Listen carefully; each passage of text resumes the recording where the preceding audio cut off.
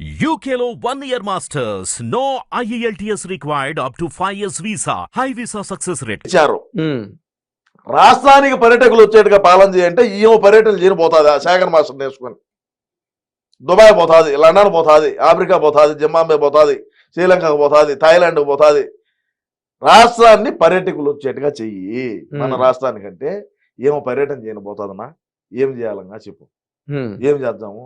అదే విధంగా చూసుకుంటే నగిరిలో ఏం అధికారంలోకి వచ్చిన తర్వాత మా పార్టీ అధికారంలోకి వచ్చాక శాసనసభ్యురాలుగా ఉండింది, ఆ తర్వాత మంత్రిగా ఉండింది. నియోజకవర్గాన్ని ఏ విధంగా ఆయన అభివృద్ధి చేసిందంటే శూన్యం. 500 లీటర్లు ట్యాంకులు ఉంటాయి తెలిసిన వాటర్ ట్యాంకులు. ఆ వాటర్ ట్యాంకులు ఓపెన్ చేయని పోతుంది. ఇప్పుడు దళిత వాళ్ళు ఉంటాయి, హరిజన్ వాడ, గిరిజన వాడ ఇవి ఉంటాయి కదా, వాళ్ళు 500 లీటర్ల ట్యాంకర్ ఒకటి తెచ్చేది, ఒక ట్రాక్టర్ ఒక ట్యాంకర్ నీళ్లు తెచ్చేది, కింద ఊరికే తెత్తున ఒక ఇది వేసేది దిమ్మి మాదిర, దాని మీద ట్యాంక్ పెట్టేది, 3 పక్కల 3 కుళాయిలు పెట్టేది, ఆ కుళాయిలు ఓపెన్ చేయని పోతుంది. ఇది మా బతుకైపోయా. ఇదే పరిశ్రమలు తేవటం, ఇదే అభివృద్ధి చేయటం. నువ్వు అటోళ్ళు నీకు ఓట్లు ఎచ్చరా?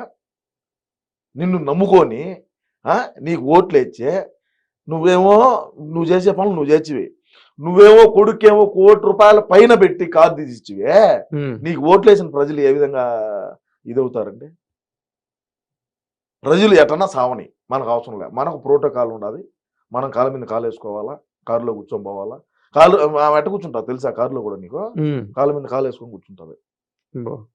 కాళ్ళ మీద కాలు వేసుకొని డాష్ బోర్డు తగిలించాలి. ఈ కాలు డాష్ బోర్డు తగిలించి ఆమె కూర్చుంటది. ఆమెను కూర్చుంటుంది. ఇంకా తిరుమలకు సోమవారం వచ్చారా, మంగళవారం వచ్చారా, బుధవారం వచ్చారా, శనివారం వచ్చారా రాండి అంటారు. ఆమె తిరుమలకు దర్శనాలు కింద నుంచి బస్సు పెడతాది. ఒక్కొక్కరికి 20,000 30,000 తీసుకుంటది. కోట్లు సంపాదించింది.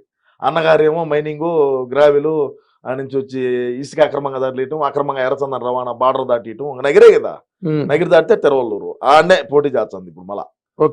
తిరువల్లూరు, కాట్పాడి ఆ 2 గడ తమిళనాడులో. ఇప్పుడు ఆ 2 గడ ఎవరు సలవమనే ఫండింగ్ చేశాడు. ఇప్పుడు వాళ్ళేమో బార్డర్ దాటిస్తారు. వాళ్ళ పని వాళ్ళది. అన్నగారి సంపాదన అన్నగారిది, ఏమో సంపాదన ఏమది, మొగుడు సంపాదన మొగుడిది. వీళ్ళు యాడ గ్రావెలు ఓనా. నీకు ఒకటి తెలిసిన, తమిళనాడుకి ఒక్క రోజుకి 300 టిప్పర్లు ధరించది గ్రావెలు మట్టి తమిళనాడుకి. ఇప్పుడు నువ్వు అపార్ట్మెంట్ కడుతున్నావు, కింద నువ్వు పిల్లర్లు వేసినప్పుడు మళ్ళా దాన్ని అంతా ఇది చేద్దా, పూడ ఇద్దా, పూడుపు కానీ మట్టి అంతా కొండలే కదా నీకు. నగిరి పుత్తూరు కాడించి ఆ మొత్తం అన్ని కొండలే కదా, కొండ ప్రాంతం. ఆ కొండకు మళ్ళీ ఇటాచీలు పెట్టి రోజుకు 300-400 లారీలు ఆ రోడ్డు బడిగా పోతా ఉంటాయి. తెలిసిన నీకు? విన్నాను. 300 లారీలు, ఒక్కొక్క ట్రక్ 30,000. రోజుకి ఎంత లెక్క సంపాదించారో వాళ్ళ అన్నగారు అర్థం చేసుకో. మళ్ళా మైనింగ్ కసర్లు ఉంటాయి. మైనింగ్ కసర్లు తెలుసా? జిప్స్ వచ్చేది ఆ ఏరియాలో ఎక్కువగానే ఉంటాయి. ఎందుకంటే కొండ ప్రాంతం కదా. వాటిని ఏమంటారంటే బెనిగిల్ రాయి అంటారు. పెద్ద పెద్ద ఉంటాయి. ఆ కసర్లో వేసినామంటే రాయి అంతా క్రష్ అయిపోయి నీకు చిప్స్ మాదిరి అంతంత ఇవి వస్తాయి అనమాట. రోడ్డు వేసేటప్పుడు ముందు అది దోలుతారు. ఇప్పుడు ఏమన్నా మనం రెస్టారెంట్లోనూ పాడు చూసినామంటే అది పోసుంటారు ముందు పక్క. పోసే ఆ క్రషర్ల వల్ల కూడా వాళ్ళు కన్నా పన్ను కన్నా వీడికి చిస్తు కన్నా కట్టుకుంటా ఉన్నాడు అనుకో. ఇప్పుడు రోజా చారిటబుల్ ట్రస్ట్ అని పెట్టింది. రోజా చారిటబుల్ ట్రస్ట్ ఎవడికో ఒక పూట అన్నం పెట్టిన పాప అయితే పోలేదులే. అన్నా క్యాంటీన్లో పెరిగి దుబ్బినాము చంద్రబాబు నాయుడు పెట్టినట్టు. పేదోడు అన్నం తింటే మాకు నచ్చదు కదా, మేము ఎందుకు పెడతాం అన్నంగినే. రోజా చారిటబుల్ ట్రస్ట్ కు రోజుకి 5,000 లెక్కియాలి మీరు అంటది. ఎవరిని? కసరవాళ్ళను. కసర డైరెక్ట్ ఏమైపోయి డైరెక్ట్ గానే ఇంక మళ్ళీ నడిమితుల బ్రోకర్ చేసి ఏమే పెద్ద బ్రోకర్. ఇంక మళ్ళీ ఇంక బ్రోకర్ ఎందుక? ఏమే పెద్ద బ్రోకర్ కదా, మళ్ళీ ఇంకెందుకు బ్రోకరు? ఏమే డైరెక్ట్ పోయి కసర కాడికి పోయి 5,000 రూపాయలు నువ్వు నాకు ఇచ్చితే నేను, లేకంటే వాళ్ళ కరెంటు ఇది చేపించాలి, కరెంట్ కట్ చేపించాలి. ఎన్నో కొన్ని 100 మిల్లులు, కొన్ని 100 కసర్లు మూత వేసినారు దీనికి డబ్బు కట్టలేక. ఎందుకు గెలుస్తుంది? ఏడ గెలుస్తుంది? మరి మీ అన్నగారు ఇవేవి చూసుకోరా? ఇవి జరుగుతున్నాయి ఇలాగా డౌన్ ది లైన్ ఇవన్నీ మాట్లాడతావు కదా. ఇంట్లో నుంచి బయటకు రాడి ఆ స్వామి అంటే నువ్వు మళ్ళీ మా అన్నే చూసుకోవడా అంటే. మరి సజ్జల రామకృష్ణారెడ్డి గారు సజ్జల రామకృష్ణారెడ్డికి రొంత పోతానులా ఆడికడా. ఇప్పుడు ఎక్కడ ఏ నియోజకవర్గంలో ఎంత ఆదాయం వచ్చినా కూడా సజ్జల కాడికి ఇంతని పోతుంది. 1% ఓడికి, అన్న పర్సెంటేజ్ అన్నకో. వీళ్ళ పర్సెంట్ రాష్ట్రాన్ని తినక రేపు రాని 2024లో రాష్ట్రాన్ని పక్క రాష్ట్రానికి అమ్మైనా సరే పోలవరం పూర్తి చేస్తామని కంకణం కట్టుకున్నాడు మా అన్న. అవునా? మన రాష్ట్రాన్ని పక్క రాష్ట్రానికి అమ్మేసైనా సరే పోలవరం అయితే పూర్తి చేయాలని సంకల్పంతో ఉన్నాడు. మరి మీరేమో ఇంత గట్టిగా చెప్తున్నారు 175 178 అంటున్నారు. అక్కడ రేపే ఇంకా ఈ టైంకి రేపు మధ్యాహ్నం 12 గంటకల్లా తెలిసిపోతుంది కదా. మరి అన్ని వినిపిస్తున్న మాటలు నేషనల్ నెట్వర్క్ దగ్గర నుంచి చూసుకుంటే అన్ని కూడా సుప్రీంకోర్టు కూడా మధ్యాహ్నం ఎగనెస్ట్ గా ఇచ్చింది. అంటే పిన్నెల రామకృష్ణారెడ్డిని సుప్రీంకోర్టు ఏం చెప్పిందంటే పిన్నెల రామకృష్ణారెడ్డిని కనీసం ఆ కౌంటింగ్ జరిగే పరిసర ప్రాంతాల్లో ఎక్కడ పోయేదానికి లేదని చెప్పింది. ఈవీఎంలే పగల కొట్టినాడు కదా పాము కాదయ్యా, ఏమయ్యా కాదు ఇది ఎంత అక్రమంగా నాగేంద్ర గారు పాము దూరిందియా ఈవీఎం లేక నమ్మరు ఎవరు అది నమ్మ చెప్తే ఈవీఎంలే పాము దూరిందయ్యా స్వామి. పాము దూరితే ప్రజలు ఆడే పాము కాటుకు గురవుతారని చెప్పి ఈవీఎం అయితే పగల కొట్టినాడు.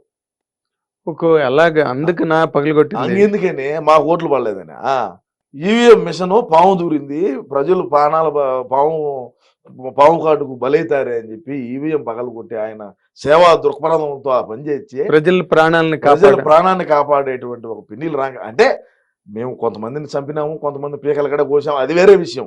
కానీ ఆ క్షణంలో మాత్రం ఈవీఎం మిషన్ పగలు కొట్టడానికి కారణం ఏంటంటే ప్రజల ప్రాణాలు కాపాడదామనేటువంటి ఒక సేవా దృక్పథంతో ఆయన చేసినటువంటి పని ఈ రోజు హైకోర్టు అప్పీల్ చేసి హైకోర్టు ఏమో ఎలక్షన్ టయాన్ని దాకా మీరు ఎలక్షన్ రోజు వెళ్ళొచ్చు అని చెప్పింది. మళ్ళీ సుప్రీంకోర్టు ఏం చెప్పింది ఈ రోజే ఇవాళనే అంత మధ్యాహ్నం 2-3 గంటల క్రితం 2-3 గంటల క్రితం ఏం చెప్పింది, అసలు నువ్వు ఎలక్షన్ కౌంటింగ్ జరిగేటువంటి పరిసర ప్రాంతాల్లో కూడా పోయేదానికి వీలు లేదని సుప్రీంకోర్టు ఆదేశాలు ఇచ్చింది. అవును, ఏమి అవకాశాలు మేము చేసిన తప్పేంది, ప్రజల ప్రాణాలు కాపాడుకోవడం అంటే అది కూడా తప్పేనా? అంటే నాచర్లో తప్పులు జరగలేదని నేను చెప్పను. నిజాలు నిర్భయంగా మాట్లాడేటువంటి వ్యక్తి ఎవడన్నా ఉన్నాడా? ఒక్కడే. వాళ్ళ తమ్ముడు చేసినాడు అరాచకాలు, ఒప్పుకుంటా. నిండు గర్భిణిని కాలుతో తన్నాడు, కాలుతో తన్ని వాళ్ళు హాస్పిటల్కి పోవాలన్నా కూడా మీరాడికి హాస్పిటల్ పోయేదాన్ని బయట గొల్లెం పెట్టుకొని పోయినాడు బేగం వేసుకొని. మళ్ళీ బాధ వేసింది నాకు.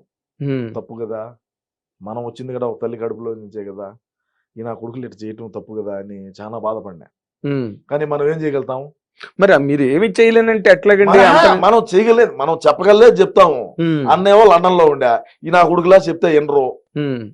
ఇప్పుడు వీళ్ళు చెప్తే వింటారా? వినేవాళ్ళు కాదు కదా. ఇప్పుడు అందుకని చెప్పి మాచర్లో కొద్దిగా మనకు ఎఫెక్ట్ తగిలేట్టుగానే ఉన్నది. బ్యాలెన్స్ గా లేదు, బ్యాలెన్స్ తప్పింది. ఇప్పుడు వాడు రాకపోయా, వాడు వచ్చింటే 2 ఈవీఎంలు అన్న బగల కొట్టుండవు, దాంట్లో తేలు ఉండదు జెర్రు ఉండదు అని కౌంటింగ్ అక్కడ కూడా జనం ప్రాణాలు కాపాడాలా. దాంట్లో తేలు దూరిందనో లేదంటే జెర్రు తెలుసా, తేలు జెర్రులు ఉంటాయి, అవును, అవి ఏమన్నా దూరినాయని చెప్పి ఇంకోటి బగల కొట్టిండో లేదంటే మళ్ళీ ఎట్టో చేసి ఉండో మనిషినే ఆడికి బాగుద్ది అంటున్నారు కదా. బ్యాలెన్స్ ఎట్ అవుతుంది? అక్కడ ఇంబ్యాలెన్స్ వచ్చిందంట. ఇప్పుడు మనిషి క్యాండిడేట్ అనేవాడు ఆడికి పోతే దాన్ని ఏదో ఒక విధానం బ్యాలెన్స్ చేయొచ్చు. మనిషి ఆడికి పోయినప్పుడు బ్యాలెన్స్ ఏం చేద్దాం నాగేంద్ర గారు? అవును, కరెక్ట్. మరి కొడాలి నాని గారు కూడా డల్ అయిపోయారండి. కొడాలి నాని అన్నకు నేనేం చెప్పినా అంటే మన ఇంటి ముందు పక్క రోడ్డు వేసుకున్నా మనం గెలుస్తామని చెప్పినా. అర్థం కాలా నీక? మన నియోజకవర్గంలో అంతా రోడ్లు ఎట్టున్నా ఇబ్బందిలే, మన ఇంటి ముందు పక్కన నీళ్ళు నిలబడుతున్నాయి, 7 రోడ్డు వేసుకుంటే మనం గెలుస్తాము అని చెప్పినా. వినలేదు. ఇలా ఈసారి 2024 గెలుచానే వేద్దాంలే అంటాడు. గెలుచాడు, మరి ఎట్నో పరిస్థితి అర్థం కాదు. కానీ మరి అతను మాట్లాడినప్పుడు అసలు ఎవరు ఏ ఏజ్ తో సంబంధం లేదు, స్థాయితో సంబంధం లేదు. నేను చాలా సార్లు బాధపడిన మాట ఏంటంటే నాగేంద్ర గారు, చంద్రబాబు నాయుడు గారిని విపరీతంగా మాట్లాడినాడు. అవును, అది నేను దాన్ని ఆ రోజైతే నేను అప్పీల్ చేశాను. మాట్లాడటం తప్పు, ఇది మాట్లాడకూడదు. రోజు మనమే అధికారంలో ఉండము. ఈరోజు మనం అధికారంలో ఉన్నాము, మనం మన కులానికి సంబంధించి అదే వాళ్ళ కమ్మోళ్ళు కదా, వాళ్ళ కమ్మ కులానికి కుక్కకేసి మంత్రి బిస్కెట్ వేసినాడు. నువ్వేమో తెలుగుదేశంలో ఉండేటువంటి వాళ్ళను నీ ఇష్ట ప్రకారం మాట్లాడుతున్నావు. జగనన్న చెప్పినట్టు కొట్టినారు, తీసుకున్నాము, మా టైం వచ్చాది అన్నాడు. రేపు కన్నా వాళ్ళ టైం వచ్చే మన బతికేంది, ముందుగానే మనకు క్యాన్సర్ అయిపోయా, బసవ తారకం లేకంటే ఈడు ఎప్పుడు చచ్చిపోయిండు. అదే బాలకృష్ణ గారు సేవా దృక్పథంతో వాళ్ళ తల్లి గారి పేరు పెట్టి బసవతారకం క్యాన్సర్ హాస్పిటల్ మళ్ళీ అక్కడికే వెళ్తున్నారు ట్రీట్మెంట్. ఆడికే ఇంకా ఆడిపోతాడా, ఆడికే పోయేది. బాలకృష్ణ పిఆర్ఓ గారు హరికృష్ణ గారికి ఇక్కడ ఫోన్ చేసి పిన్నాడు. ఓకే, అది బతుకు. కానీ అసలు అడ్డు ఆపు లేదండి, అసలు అలా మాట్లాడాడు ఆయన అందరినీ. వీళ్ళు వాళ్ళని లేదు, మొత్తం చంద్రబాబు నాయుడు గారి కుటుంబంలో ఓకే, రాజకీయాల్లోని ఒకరినొకరు విమర్శించుకోవచ్చు, దుయ్యబట్టుకోవచ్చు, అదంతా ఓకే, అది పార్టీ సిద్ధాంతాలు. మాటలు అనేటివి మనం ఎప్పుడు కూడా లైన్ బార్డర్ క్రాస్ చేసి మాట్లాడకూడదయా. ఇప్పుడు నేను మాట్లాడుతున్నా ఎక్కడైనా సరే, అంటే వాళ్ళు మాట్లాడుంటే నేను మాట్లాడుంటా, నేను మాట్లాడలేదు నేను పెద్ద ఇది అని నేను చెప్పడం లే, అర్థమవుతుందా.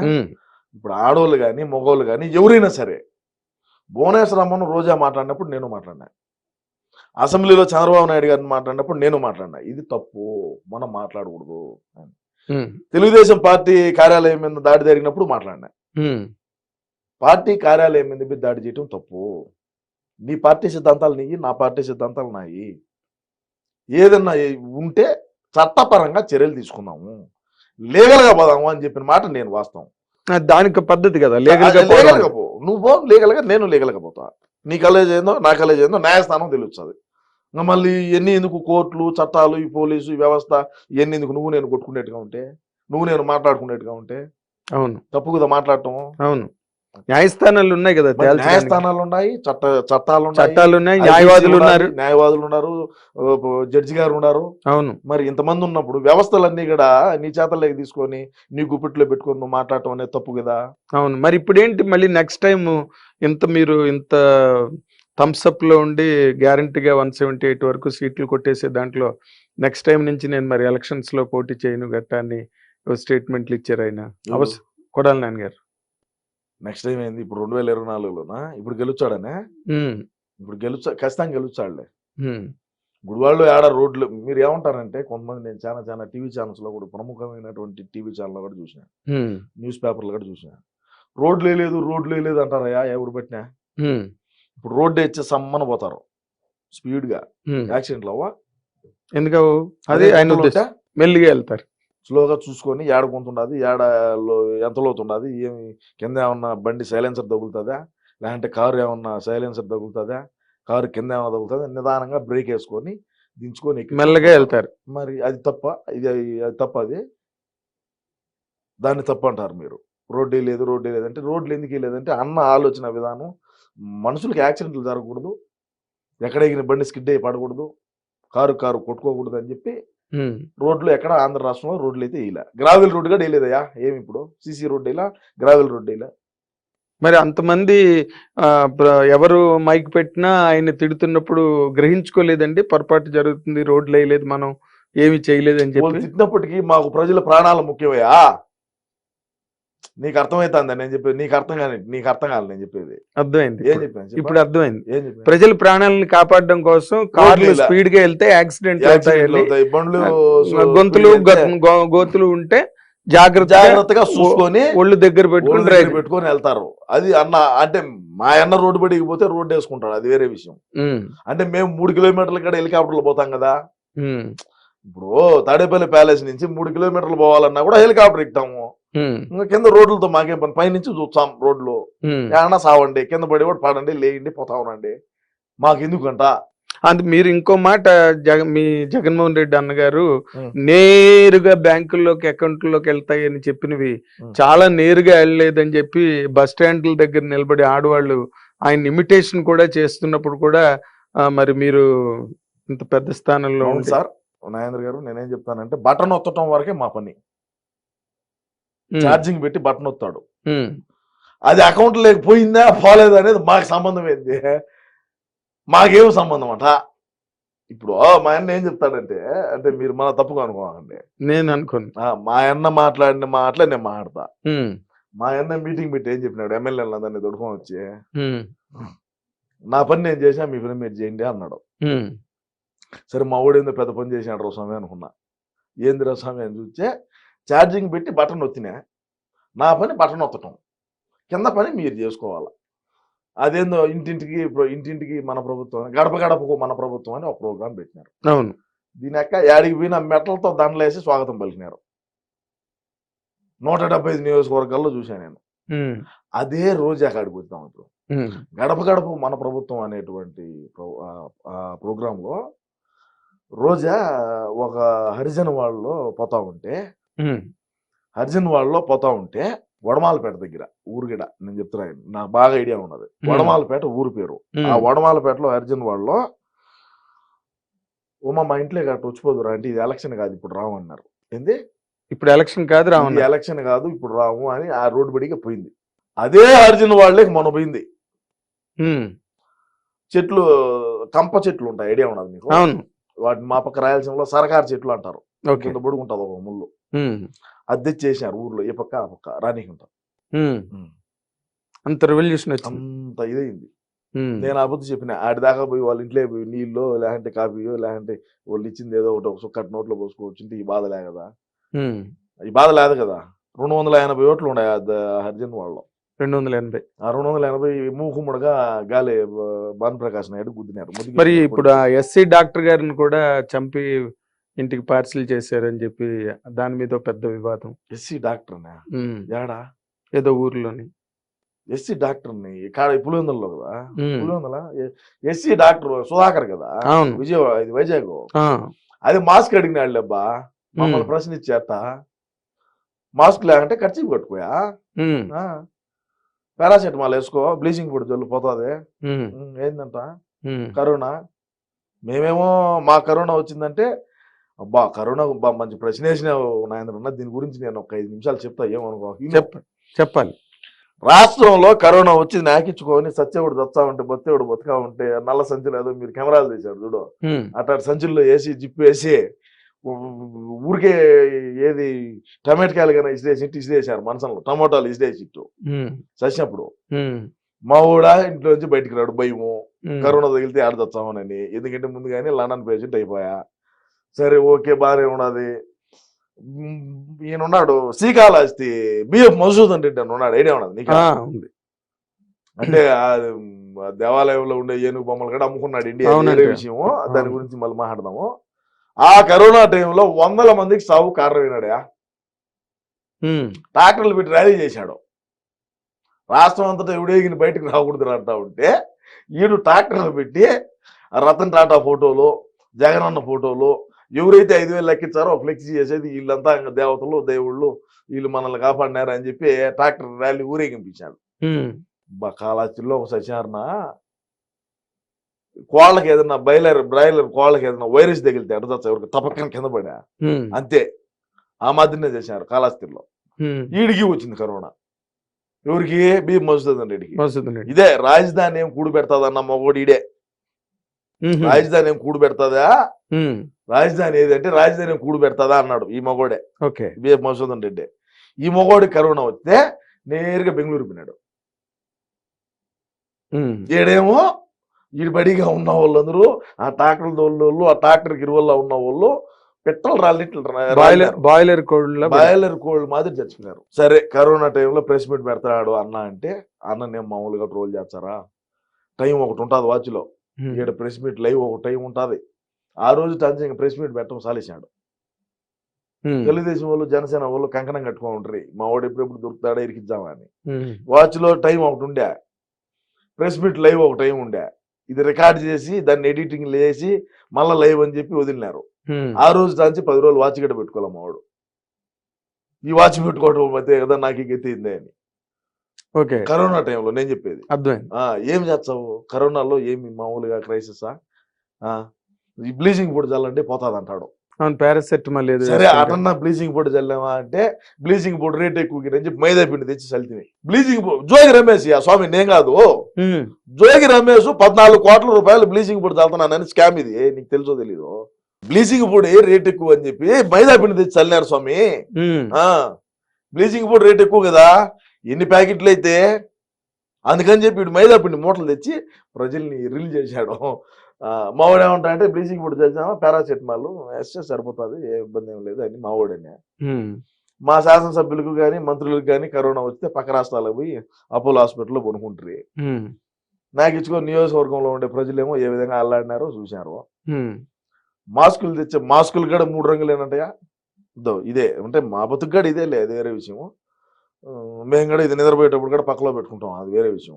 ఎందుకు? ప్రేమ, అభిమానం, ఆప్యాయత. ఆప్యాయత. మా అన్న అంటే ఆ విధంగా ఉంటుంది పరిస్థితి. ఎందుకంటే వివేకం సార్ అంటే అభిమానము. ఆయన మన మధ్య లేకపోయినప్పటికీ, ఆయన మన మధ్య లేకుండా చేసినప్పటికీ నా పార్టీ అంటే మాకు అభిమానం. అంతేనా? అంతే.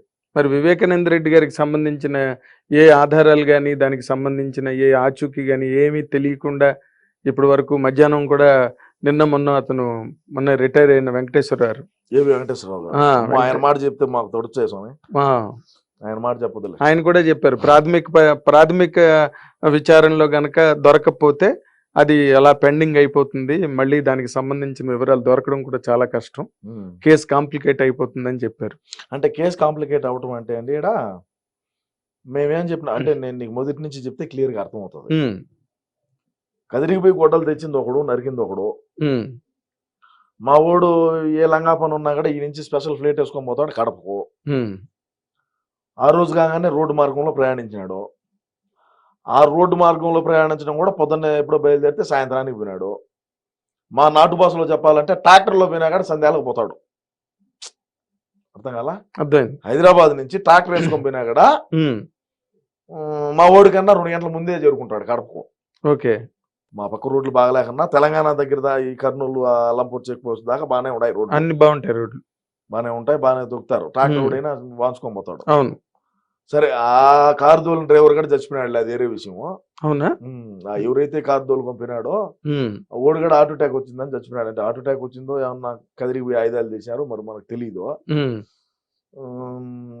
పోయినాడు, వచ్చినాడు ఆడికి ఆ రోజు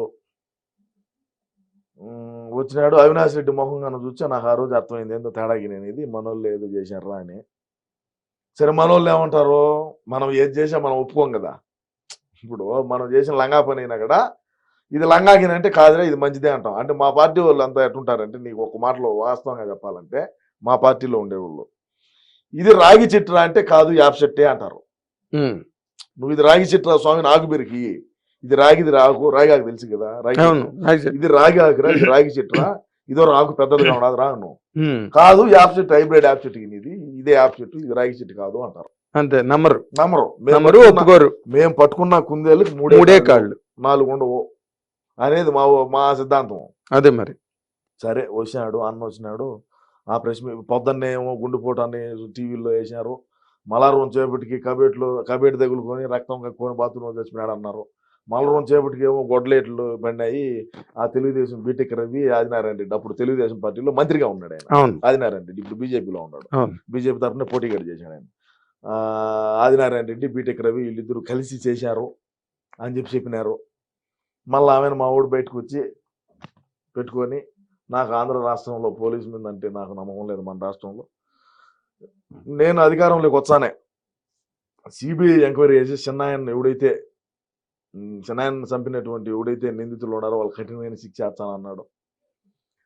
సరే, శిక్ష చేస్తానని నమ్మినారు, రాష్ట్ర ప్రజలు నమ్మి గెలిపించినారు బాగా భారీగా. నారాసుర రక్త చరిత్ర అని ఒక బుక్ గడ్ రిలీజ్ చేశాడు. ప్రజలు నమ్మినారు, గొర్రెలు కదా మా ఊడు చెప్తే అది నమ్ముతారు. సరే, బాగానే ఉండదు. మళ్ళా 2019లో మేము ప్రమాణ స్వీకారం చేసిన తర్వాత సునీతారెడ్డి డైరెక్ట్గా పోయి, సునీతారెడ్డి వాళ్ళమ్మ సుగుణమ్మ పేరు సంథింగ్, వాళ్ళిద్దరూ పోయి ఏందన్నా నాయన్ పరిస్థితి ఏంది, నాయన్ కేసు ఏంది, ఆ కేసులో ఏం లేదులే నేను మాట్లాడతాలే, మెడికల్ కాలేజ్ ఒకటి కడదాము అని చెప్పి మెడికల్ కాలేజ్ చిన్నాయన పేరు పెడతాలే, వాళ్ళకి ఎంతో 70 ఎకరాలు ఎంతో ల్యాండ్ ఉన్నది ఆ పులివెందుల దగ్గర, ఆ ల్యాండ్ గవర్నమెంట్కి రాసియండి, మెడికల్ కాలేజ్ ఆడ పెట్టి డాక్టర్ వివేకానంద మెడికల్ ఇన్స్టిట్యూట్ అని మెడికల్ కాలేజ్ అని పెడదాము, చిన్నాయన పేరు ఇప్పుడు స్థిరస్థాయిగా ఉంటుంది, అందులోనూ గవర్నమెంట్ అదే మామూలుగా ఆ ల్యాండ్ విలువ ఎకరా 10 లక్షలు అనుకో, మనకేం అంతకన్నా పెద్ద ఉండదు, ఎకరా 10-12 లక్షల కన్నా ఎక్కువ, ఎందుకంటే వాటర్ తక్కువ కదా, మాకు నీళ్ళు రావు, 1000 అడుగులు వేసినా కొంపరాగలు పెట్టినట్టు పొగవచ్చు అది తప్ప నీళ్ళు రావు. అంతేనా? 1000 అడుగులు వేసినా కూడా కొంపకు అగ్గిపుల్లకి ఇచ్చి ఎట్టొచ్చు అది పొగ గుడిలా, అట్ట పొగ రావాల్సిందే, నెమ్ము రాదు, చెమ్మ రాదు, మేము నెమ్ము అంటాం, మీరు చెమ్మ అంటాం. సరే, రాదు, అది పక్క పోతున్నాం. మళ్ళా ఆయన 10 కాదు 20-25 లక్షల దాకా ఒక్కొక్క ఎకరాకి 25 లక్షల దాకా గవర్నమెంట్ నుంచి అలాట్ చేసి ఆ మెడికల్ కాలేజ్ స్టార్ట్ చేస్తాము, అది స్నాయన పేరు పెడతామంటే ఏం ఒప్పుకోలా సునీతారెడ్డి. ఒప్పుకోకుంటే ఏమి ఇన్ని కేసులు ఉన్నాయి నాకు, అయితే ఇంకో కేసు అవుతుంది పో, అవసరం అయితే అవినాష్ రెడ్డి బీజేపీలోకి అయినా పోతాడు పో, నీ వల్ల ఏందో శాతం ఏం చేసుకోబో అని ఆడికి మాటలు తెంచుకున్నారు. తెంచుకున్న తరువాత మళ్ళా ఏం పోరాటం అనేది మొదలు పెట్టింది ఎవరు? సునీతారెడ్డి. ఒకటే ఆడబిడ్డ ఆడుకూతురు తిరుగుతాంది. ఏమి ఉపయోగం అయింది? ఏమైంది? ఇప్పుడు మా అన్న బయట ఉన్నాడు, అవినాష్ రెడ్డి బయటనే ఉన్నాడు. ఏమవుతుంది? వ్యవస్థలు మా చేతిలో ఉన్నప్పుడు ఏమవుతుంది సార్? అంతే మరి. డిపార్ట్మెంట్ ఇప్పుడు ఐఏఎస్ఎల్ ఐపీఎస్ఎల్నే జైలు పాలు చేసినటువంటి ఘనత మా జగన్ అన్నది, అవునా కదా? కోర్టు భూములు ఎక్కించినాము, జైల్లో పెట్టినాము, జైల్లో మగ్గించాము మనతో పాటు. ఏంది ఇప్పుడు ఏమవుతుంది? ఇప్పుడు మేము ఎప్పుడు అధికారంలో మేమే ఉంటామని నేను చెప్పను, తేడా జరిగింది అనుకో, ఎవడైతే మా అన్న కోసం ఎగమల్లి పనిచేసి ఉంటారో వాళ్ళందరూ కూడా అన్నతో పాటు అన్నబడికి వెనకెడితే పోవాల్సిందే. అంతేనా? ఇప్పుడు ఇంకోటి చెప్తాను నీకు. రుషికొండలో బిల్డింగ్ కడతాడు మా వాడు. అప్పుడు చంద్రబాబు నాయుడు గారు ఉండగా హరిత రిసార్ట్స్ అన్ని ఉండేటి, మీ వైజాగ్ మీకు తెలిసే ఉంటారు. అవన్నీ తోసాడు జేసీబీ పెట్టి. తోసి మా ఓడు ఆడ రిలాక్స్ అయ్యేదానికి ఇట్లా కూర్చున్నాడంటే సముద్రం బీచ్ చూస్తా ఈయన పబ్జి ఆడుకునేదానికి లైన్ చేశాడు. లైన్ చేస్తే అది కోర్టులో ఉండేది, తెలుగుదేశం వాళ్ళు పోయి కోర్టులో వేశారు. అది ప్రారంభోత్సవానికి ఈడు పోలా మా ఓడు. రోజాను విడుదల రజనీ అనిపించాడు. ఎందుకు చెప్పా? ఏమో మీరే చెప్పాలి. మీ అవగాహన ప్రకారం చెప్పండి. కష్టం. మీ అవగాహన చాలా కష్టం. మీ అవగాహన ప్రకారం చెప్పండి. అస్సలు ప్రశ్నే లేదు. మీ అవగాహన ప్రకారం అస్సలు ప్రశ్నే లేదు. ఎన్నిసార్లు అడిగిన అదే చెప్తాను నేను. మీరే చెప్పాలి. ఏమేమి తెలిసిన ఆయన ఈయన పోయి రిబ్బన్ కట్ చేయొచ్చు కదా, పోలా. వాళ్ళిద్దరు నంపించాడు. పర్యాటక శాఖ మంత్రి రోజాను, ఏమా వైద్య ఆరోగ్య శాఖ మంత్రి ఏమో రజనమ్మను రోజమ్మను ఇద్దరు నంపించాడు. పోయి కట్ చేసాము. ఎందుకు పంపించాడు తెలుసా? అది కోర్టులో ఉన్నది. కోర్టులో స్టే తీసుకునేదాకా నువ్వు దాన్ని ఇచ్చేసి దానికి లేదు. వాళ్ళిద్దరు పోయి కట్ చేసి వచ్చారు. వాళ్ళిద్దరి మీద కేసు అయింది. మళ్ళీ అది ఇంకా మా ఊరితో పాటు వీళ్ళిద్దరు పోవాలి అనికీర్తి. రేపేదన్నా వైజాగ్ బిల్డింగ్ కి సంబంధించి కేసు కన్నా అపీల్ అయిందంటే వీళ్ళిద్దరు పోవాలా, కోర్టు కన్నా స్ట్రీమ్ అయిందంటే వీళ్ళిద్దరు పోవాల్సిందే. మరి గెలిచేస్తారు కదా, మళ్ళీ మీకే ఇబ్బంది. గెలిచిన కోర్టు ఖచ్చితంగా గెలుస్తాం, అది నో డౌట్ అట్ ఆల్. ఆ మాట మాత్రం మీరు వెనక్కి తీసుకోరు అసలు. రేపు కూడా ఇదే చెప్తా, రేపు కూడా ఇదే. రేపు గెలుచాం కదా మేము.